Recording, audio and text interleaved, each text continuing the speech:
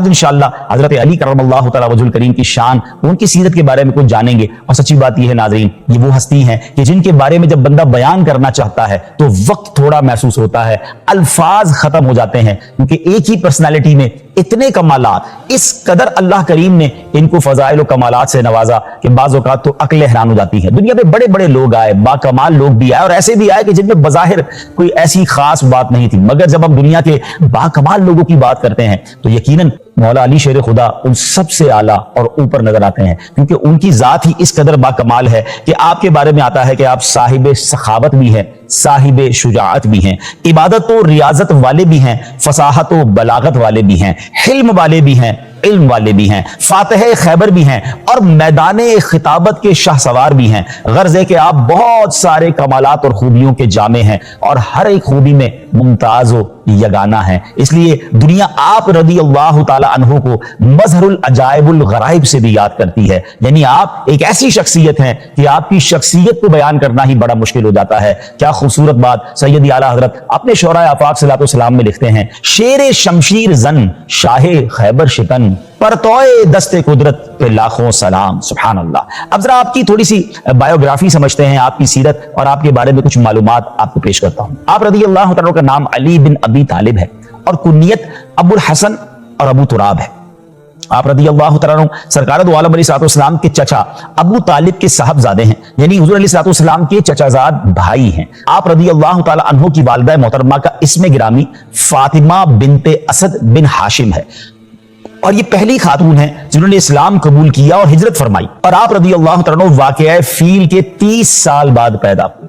نبی پاک علیہ السلام اور آپ کی مبارک عمر میں کم و بیش ہم کہہ سکتے ہیں کہ 30 ایئرز کا ڈیفرنس تھا. آپ 30 سال بعد دنیا میں تشریف لائے. اعلان نبوت سے پہلے ہی مولا کل سید الرسول جناب احمد مجتبی محمد مصطفیٰ صلی اللہ تعالی علیہ وسلم کی پرورش میں آپ آئے، اور قریش جب قحط میں مبتلا ہو گئے تھے تو نبی پاک علیہ السلام نے ابو طالب جو آپ کے چچا تھے ان سے گھر بار کا، عیال کا بوجھ ہلکا کرنے کے لیے مولا علی کرم اللہ تعالی وجہ الکریم کو گود لے لیا تھا، پیارے آقا نے اپنی پرورش میں لے لیا. نبی پاک علیہ السلام کے سائے میں انہوں نے پرورش پائی اور انہیں گود میں سنبھالا. میرے آقا علیہ السلام کی آغوش میں انہوں نے گویا آنکھ کھولی، اور آنکھ کھلتے ہی نبی پاک علیہ السلام کا جمال جہاں آرا دیکھا، اور سبحان اللہ آپ علیہ السلام کی ہی باتیں سنی، نبی پاک کی عادتیں دیکھی. اس لیے بتوں کی جو نجاست تھی نا، وہ کبھی بھی مولا علی کرم اللہ تعالی وجہ الکریم کا دامن آلودہ نہ کر سکی، اور آپ نے کبھی بھی بت پرستی نہیں کی. اور اسی لیے سبحان اللہ جو آپ کو کرم اللہ تعالی وجہ الکریم کہا جاتا ہے نا، اس کی وجہ یہ ہے کہ آپ کا چہرہ جو ہے وہ ہمیشہ سے عزت والا رہا،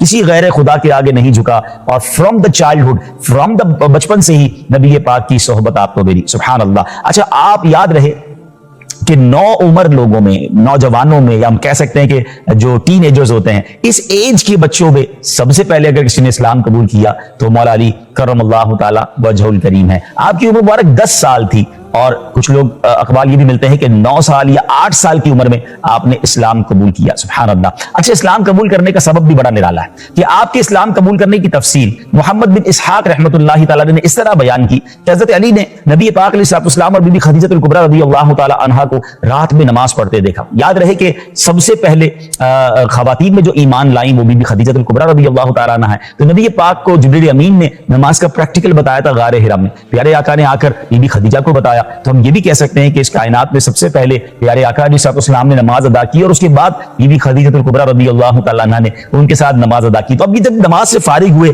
تو مولا علی تو گھر میں ہی ہوتے تھے، تو آپ نے گھر میں دیکھ لیا کہ کچھ ان یوزول، ایک غیر معمولی سی چیز ہو رہی ہے، کیونکہ انہوں نے کبھی نماز کو اس طرح پریکٹیکلی دیکھا نہیں تھا. تو آپ نے دیکھا کہ کچھ عبادت ہو رہی ہے، تو انہوں نے پوچھا کہ آپ لوگ کیا کر رہے ہیں؟ تو پیارے آقا علیہ السلام نے مولا علی سے فرمایا کہ یہ اللہ تعالیٰ کا دین ہے جس کو میں نے اپنے لیے منتخب کیا ہے، اور اس کی تبلیغ و اشاعت کے لیے اللہ کریم نے اپنے رسول کو یعنی مجھے بھیجا ہے، اور میں تم کو بھی ایسے معبود کی طرف بلاتا ہوں جو اکیلا ہے، اس کا کوئی شریک نہیں، اور تم کو بھی اسی کی عبادت کا حکم دیتا ہوں. نبی پاک نے مولا علی کو اسلام کی دعوت پیش کی.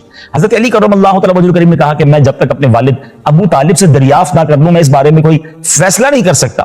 اس وقت نبی پاک علیہ السلام کو یہ راز فاش نہیں کرنا تھا، کیونکہ ابھی اعلانیہ اسلام کی دعوت شروع نہیں ہوئی تھی. تو نبی پاک علیہ السلام نے فرمایا اے علی اگر تم اسلام نہیں لاتے لیکن اس معاملے کو پوشیدہ رکھنا، کسی اور کو نہیں بتانا. حضرت علی کرم اللہ تعالی وجہ الکریم اگرچہ اس وقت رات میں ایمان نہ لائے، مگر اللہ تعالیٰ نے آپ کے دل میں ایمان کو واضح کر دیا تھا. دوسرے روز صبح ہوتے ہی مولا علی کرم اللہ تعالی وجہ کریم نبی پاک علیہ السلام کی خدمت میں حاضر ہوئے اور آپ علیہ السلام کی پیش کی ہوئی ساری باتوں کو قبول کر لیا اور سبحان اللہ اسلام لے آئے. تو گویا نوجوانوں میں، لڑکوں میں سب سے پہلے اگر ایمان لانے والی کوئی شخصیت ہے تو مولا علی کرم اللہ تعالی وجہ الکریم ہے. سبحان اللہ. حضرت علی کرم اللہ تعالی وجہ الکریم کی اتنی فضیلتیں ہیں اور حدیثوں میں جتنی آپ کی فضیلتیں بیان ہوئی ہیں اور کسی صحابی کی اتنی فضیلتیں بیان نہیں ہوئی. جو مرتبہ، جو مقام، سبحان اللہ. آپ اسلام مسلمانوں کے چوتھے خلیفہ ہیں، شیر خدا ہیں. اور بخاری اور مسلم میں حضرت سعد بن ابی وقاص رضی اللہ تعالیٰ عنہ سے روایت ہے کہ غزوہ تبوک کے موقع پر جب حضور علیہ السلام نے حضرت علی کرم اللہ تعالیٰ وجہ الکریم کو مدینہ طیبہ میں رہنے کا حکم دیا تو اپنے ساتھ نہیں لیا. تو مولا علی نے عرض کیا یا رسول اللہ صلی اللہ تعالیٰ علیہ وسلم، آپ مجھے یہاں عورتوں اور بچوں پر اپنا خلیفہ بنا کر جا رہے ہیں. اللہ اکبر. تو نبی پاک علیہ السلام نے کیا فرمایا؟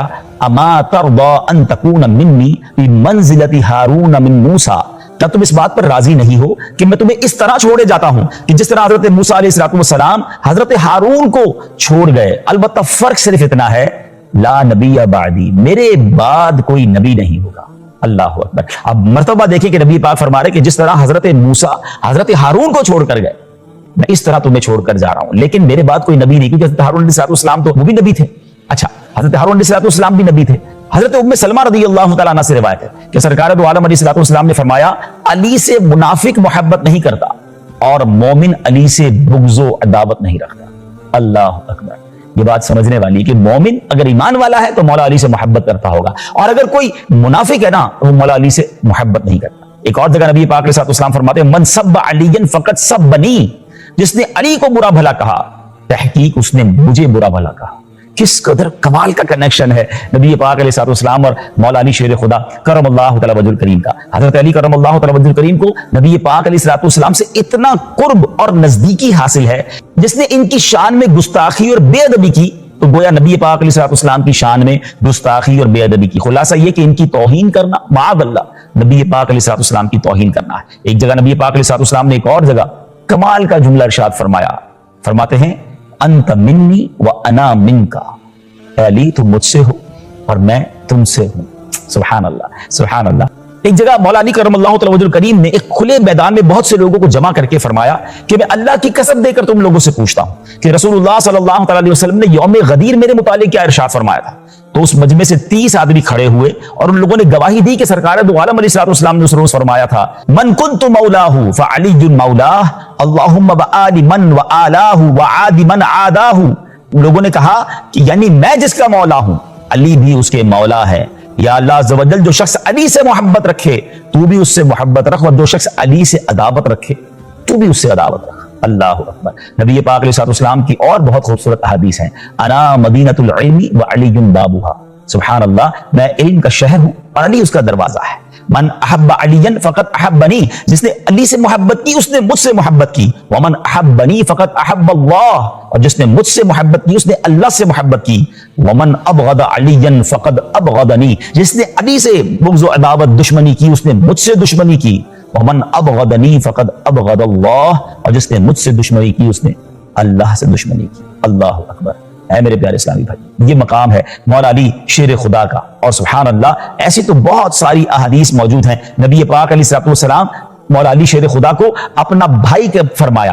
ایک بار ہوا یہ کہ جب نبی پاک علیہ السلام نے بہت سارے صحابہ جب مکہ پاک سے مدینہ ہجرت کر کے آئے تو نبی پاک علیہ السلام نے رفیق بنا دیے، آپس میں بھائی بھائی بنا دیے. انصار اور مہاجر صحابہ کو آپس میں کنیکٹ کر دیا، اخوت کا رشتہ بنا دیا. تو مولا علی کرم اللہ تعالی وجہ الکریم نبی پاک کے پاس آئے اور عرض کیا کہ حضور آپ نے تمام صحابہ کو آپس میں ایک دوسرے کا بھائی بنایا، مجھے کسی کا بھائی نہیں بنایا.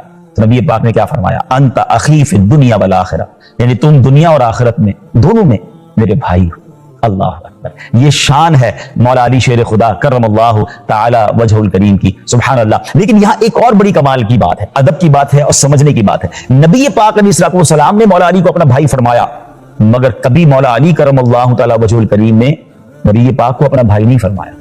یہ بات سمجھنے والی ہے. کیوں کہ وہ اپنا آقا و مولا ہی جانتے تھے اور اسی ادب کے ساتھ وہ سارا معاملہ ہوتا تھا. بڑوں کی طرف سے بعض اوقات شفقت ہوتی ہے، اور یہاں یہ بات بھی سمجھنی ہے کہ جب مولا علی کرم اللہ تعالی وجہ الکریم جیسی شخصیت نے، حالانکہ نبی پاک انہیں بھائی کہہ چکے ہیں، کبھی نبی پاک کو بھائی کہہ کر نہیں پکارا تو پھر یا رسول اللہ کہہ کر ہی پکارا ہے. سبحان اللہ. تو اب کسی عام آدمی کو، کسی ایرے غیرے کوئی کبھی حق پہنچتا ہے کہ وہ نبی پاک کو اپنے بھائی کی طرح بتائے؟ یہ بات بھی बड़ी समझने वाली है। सरकार दो आलम अलैहिस्सलाम का मर्तबा अरफा वाला है, आप रब के हबीब हैं और सबके आका है, सुभान अल्लाह। अच्छा, खुद मौला अली शेर खुदा करमल्लाहु तआला वजहुल करीम नबी पाक से किस कदर मोहब्बत करते, तमाम ही सहाबा मोहब्बत करते। और ये याद रखिए, इश्क रसूल जो है ना, ये ईमान की जान है। और मौला अली का इश्क रसूल, सुभान अल्लाह। एक बार किसी ने आपसे पूछा कि आपको नबी पाक अलैहिस्सलाम से कितनी मोहब्बत है, तो आपने पता क्या फरमाया? आपने फरमाया कि हमारे नजदीक अपने माल, आल, वालिदैन और सख्त प्यास के वक्त ठंडे पानी से भी बढ़कर नबी पाक महबूब है। जब इंसान की जान जा रही हो, रेगिस्तान में हो, धूप में ज़बानें सूख गई हो, जब पानी नजर आए कितना पसंद आता है। और इससे भी ज्यादा मुझे मेरे आका से प्यार है, अपनी औलाद से भी ज्यादा, अपने घर बार से भी ज्यादा। तो ऐ मौला अली के चाहने वालों, क्या हमें भी नबी पाक से इतना प्यार है? अच्छा, कहते तो हम सारे ही हमें प्यार है, लेकिन जब पैसे सामने आते हैं, जब रस्म व रिवाज सामने आते हैं, जब फैमिली के ख्वाहिशात सामने आती हैं, जब हमारी नफसानी ख्वाहिशात सामने आती हैं, तो उस वक्त फिर कहाँ जाता है इश्क रसूल? हम क्यों उन चीजों की तरफ लपक जाते हैं और नबी पाक के फरामीन को, प्यारे आका की तालीमात को भूल जाते हैं?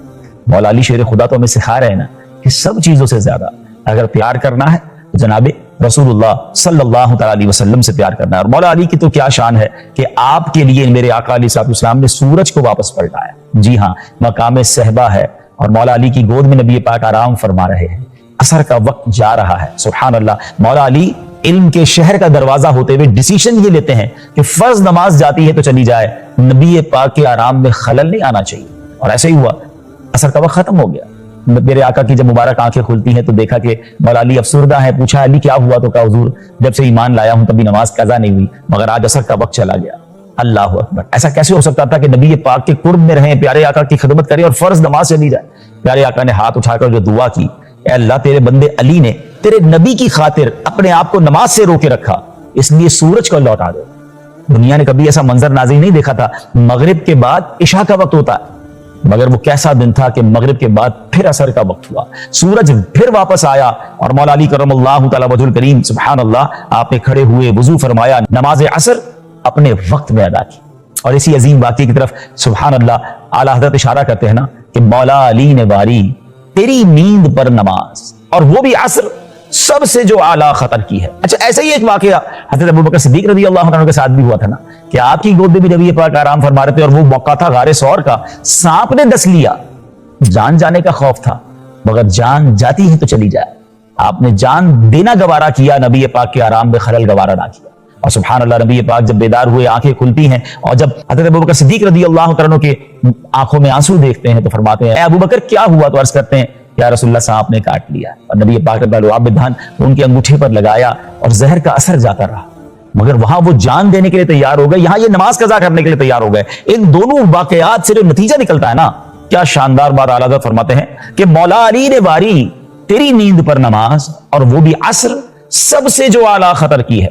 सिद्दीक बल्कि गार में जान उन पे दे चुके, और हिफ्ज़े जान तो जान फुरूज़े गरर की है, जान बचाना तो बहुत बड़ा फर्ज है, मगर इन दोनों अजीम हस्तियों ने जो डिसीजन लिया था, इनसे बड़ा आलिम दुनिया में कोई नहीं, इनसे बड़े मुफ्ती कहां से होंगे, मगर इन दोनों ने जो फैसला किया ना, वो हमें बहुत कुछ बता रहा है। तो वो फरमाते हैं, हाँ तूने उन्हें जान, उन्हें फेर दी नमाज। हुजूर आपने मौला अली को दुआ करके सूरज पलटाकर नमाज लौटा दी, अब हज़रत अबू बकर सिद्दीक को लुआब दहन लगाकर जान लौटा दी, आपने दोनों पर मेहरबानी कर दी। मगर उन दोनों ने क्या किया? हाँ तूने उन्हें जान, उन्हें फेर दी नमाज, मगर वो तो कर चुके जो करनी बशर की है, वो उन्होंने अपना काम कर दिया, हुजूर आपकी फरमाबरदारी का हक अदा कर दिया। अब इन दोनों खूबसूरत वाकयात से सीखने को क्या मिला? आला हज़रत कहते हैं, साबित हुआ कि जुमला फराइज फुरू हैं, कि पता ये चला कि जितने भी फर्ज है ना, ये शाखें हैं, तो फिर असल क्या है, बुनियाद क्या है?